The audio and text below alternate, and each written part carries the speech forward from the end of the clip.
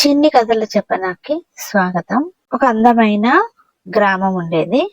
ఆ గ్రామంలో పచ్చని చెట్లు, మట్టి ఇల్లు, పక్షుల కిలకిల రావాలతో అందంగా ఉండేది ఆ గ్రామం. ఆ గ్రామంలో రాఘవయ్య అనే ఒక వృద్ధుడు నివసించేవాడు. రాఘవయ్య ఎంతో మంచివాడు, అలాగే ఎంతో గౌరవప్రదంగా ఉండేవాడు ఆ గ్రామంలో.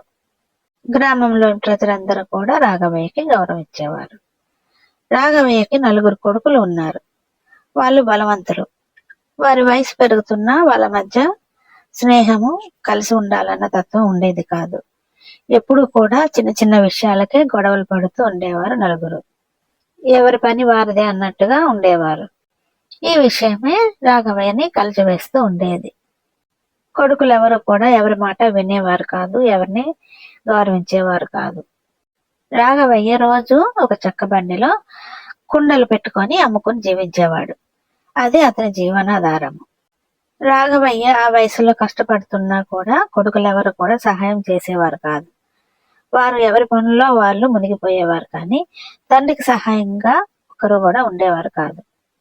ఒకరోజు రాఘవయ్య ఎప్పటిలాగానే కుండల్ని బండి మీద తీసుకొని వెళ్తూ ఉండగా అనుకోకుండా హఠాత్తుగా బండి చక్రం ఒకటి విరిగిపోయింది. అది చూసి రాఘవయ్య కళ్ళ నీళ్ల పర్యంతమయ్యాడు. తట్టుకోలేకపోయాడు. బండి చక్రం విరిగిపోతే తన జీవన విధానం ఎలా నడుస్తుంది అని బాధపడ్డాడు రాఘవయ్య. విరిగిన చక్రాన్ని చూసి రాఘవయ్య గుండె భారమైపోయింది. ఇది బాగు చేయకపోతే నా జీవితం ఎలా సాగుతుంది అని బాధపడసాగాడు రాఘవయ్య. రాఘవయ్య బాధపడడం చూసి పెద్ద కొడుకు అక్కడికి వచ్చి నేను బాగు చేస్తాను అని అన్నాడు. సరే బాగు చెయ్యు అని చెప్పి రాఘవయ్య అన్నాడు. కానీ ఎంత ప్రయత్నించినా పెద్ద కొడుకు ఆ చక్రాన్ని బాగు చేయలేకపోయాడు. తరువాత రాఘవయ్య రెండవ కొడుకు వచ్చాడు. రెండవ కొడుకు కూడా నేను బాగు చేస్తాను అని అన్నాడు. సరే అన్నాడు రాఘవయ్య. రెండవ కొడుకు కూడా ఎంత ప్రయత్నించినా ఆ బండి చక్రాన్ని బాగు చేయలేకపోయాడు. కోపంతో బండి చక్రాన్ని గట్టిగా తని అక్కడి నుంచి వెళ్ళిపోయాడు రెండవ కొడుకు. తర్వాత మూడవ కొడుకు కూడా వచ్చాడు. నేను బాగు చేస్తాను అన్నాడు. కానీ అది చూసి నేను ఇక బాగు చేయలేను బాబోయ్ అనేసి అక్కడే కూర్చుండిపోయాడు మూడవ కొడుకు. తరువాత ఆఖరి కొడుకు కూడా వచ్చాడు. ఇంత చిన్న పని ఎవరు చేయలేకపోతున్నారా అంటూ నవ్వి తను ప్రయత్నించాడు.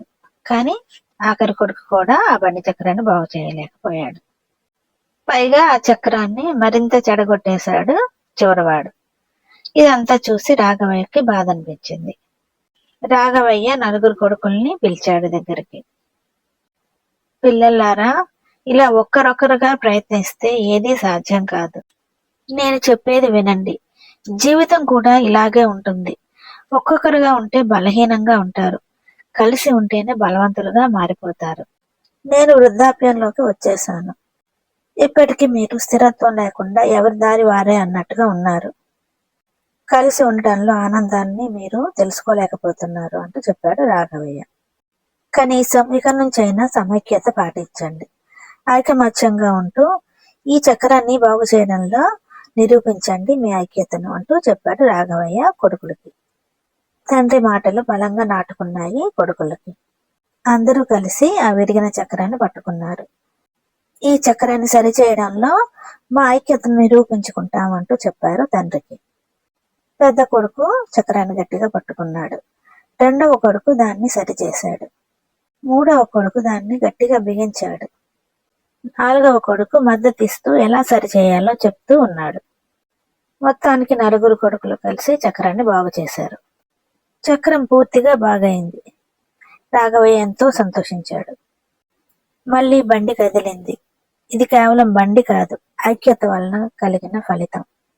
రాఘవయ్య కొడుకులు 4 కూడా ఎంతో సంతోషించారు. తాము చేసిన పనికి తామే ఎంతో ఆశ్చర్యపోయి ఇన్నాళ్ళు తమ 4 చేసిన తప్పుని గ్రహించి సిగ్గుపడ్డారు 4 కొడుకులు. గ్రామస్తులందరూ కూడా 4 కొడుకులు చేసిన పనిని చూసి ప్రశంసించారు. చూసారా, కలిసి ఉంటే ఎంత నమ్మకము, ఎంత బలము, ఎంత సంతోషం ఉంటుందో. ఇక నుంచన్నా మీ తండ్రిని జాగ్రత్తగా దగ్గరుండి చూసుకోండి అంటూ సలహా ఇచ్చారు గ్రామస్తులు. 4 కలిసి కుండలన్నీ బండి మీద తీసుకొని వెళ్ళి అమ్మేశారు. ఇక నుంచి తండ్రి కష్టపడకుండా తమ పనులతో పాటు రాఘవయ్య పని కూడా తామే చూసుకోవాలని అనుకున్నారు 4. ఇంటికి వచ్చాక కొడుకులందరూ కలిసి తండ్రిని జాగ్రత్తగా చూసుకున్నారు. దగ్గరుండి తండ్రికి ఆహారాన్ని, మంచినీళ్లను అందించారు. ఆ రోజు రాత్రి రాఘవయ్య ప్రశాంతంగా నిద్రపోయాడు. కొడుకులు అతని పక్కనే కూర్చున్నారు. అప్పుడే వాళ్ళు నిజంగా ఒక కుటుంబం అయ్యారు. తర్వాత రోజు 4 కొడుకులు కలిసి కుండలు తయారు చేశారు.